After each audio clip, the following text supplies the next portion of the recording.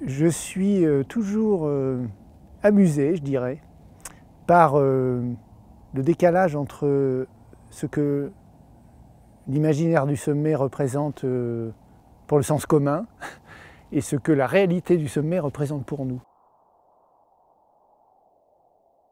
Pour le sens commun, l'imaginaire du sommet, il est associé à la réussite, au pouvoir. Dans le vécu de l'alpinisme, le sommet, c'est un moment sur lequel on ne s'attarde pas, tout simplement parce qu'on a conscience qu'on est très très loin d'avoir terminé l'ascension.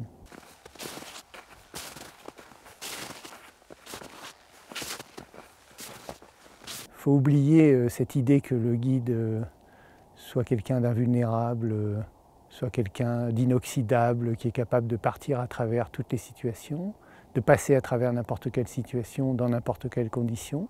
Il faut l'oublier dans l'esprit du guide lui-même, ce qui n'est pas si facile que ça, parce que c'est assez confortable de se croire invulnérable. C'est beaucoup plus confortable que de se savoir fragile.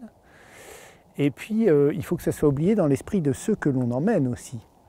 Et ça renvoie à autre chose qui est la question de la confiance. Quand je guide, quand un dirigeant dirige, il y a quand même une question à laquelle il doit être capable de répondre, c'est pourquoi est-ce qu'on me fait confiance?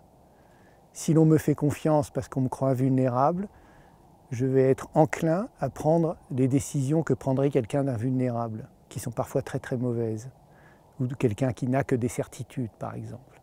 Si l'on me fait confiance parce qu'on a confiance dans ma capacité à identifier les limites, à savoir où il ne faut pas aller, ou dans quelles conditions il ne faut pas y aller, j'aurai plus de facilité à faire valoir l'existence de ces limites et à dire bon là peut-être que non, là je ne sais pas, là j'ai un doute, là je ne suis pas encore à même de pouvoir dire comment il faut conclure, sans pour autant altérer cette relation de confiance qui est la seule chose finalement qui compte dans le collectif et dans la relation entre celui qui dirige et ceux qui sont emmenés.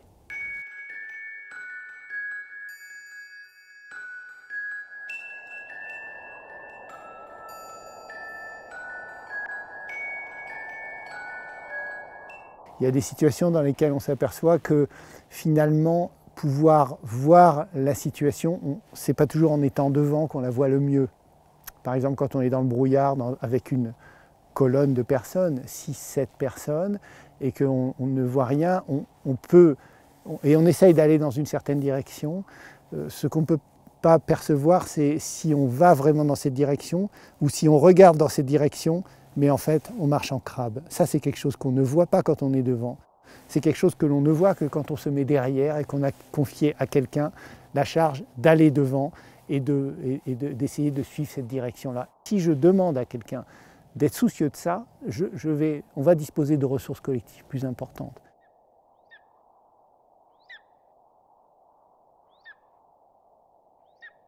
Il est fort utile d'avoir une activité, une chose qui nous appartient et dans laquelle on va puiser la ressource qui va nous permettre de nous consolider nous-mêmes. Pour vous donner un exemple, j'ai la chance, moi, actuellement, d'avoir 2 métiers. L'un qui est de faire de la montagne, d'être guide, d'être alpiniste. L'autre qui est d'en parler, comme je fais maintenant, en particulier en m'adressant à des gens d'entreprise. Et donc je suis amené à me déplacer, je suis amené à faire des tas de choses que tout le monde fait, qui procure une instabilité. Cette instabilité est quelque chose que je ne trouve pas très très facile à vivre, parce que quand on prend 3 fois le train dans une semaine, on ne sait plus où on habite, etc. Je reviens ici, je vais faire 3 heures d'escalade, ou je vais 3 heures en montagne, ou je vais même faire une randonnée dans un endroit comme on est ici. J'ai l'impression qu'en très peu de temps, beaucoup de choses se remettent à leur place, de me recentrer, de me retrouver, de rassembler les pièces. Voilà. Et cet effet est extrêmement puissant. Je trouve cette ressource qui me permet de consolider ma propre assise et qui du coup est une arme puissante face à l'incertitude de ce qui peut nous entourer.